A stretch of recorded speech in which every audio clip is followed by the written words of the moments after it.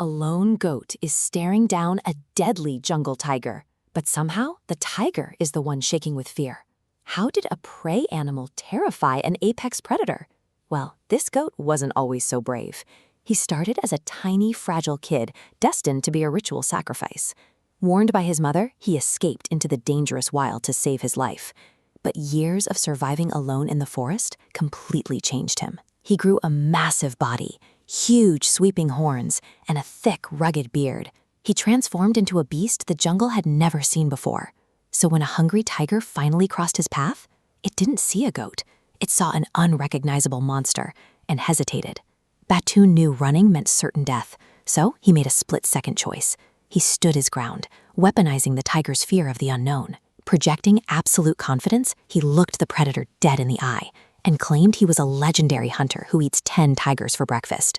And worse, he told the tiger he was currently starving. The bluff worked. The so-called king of the jungle abandoned his hunt and fled in absolute terror. Batu proved that in a world full of deadly predators, the absolute biggest monster is simply whoever acts the part.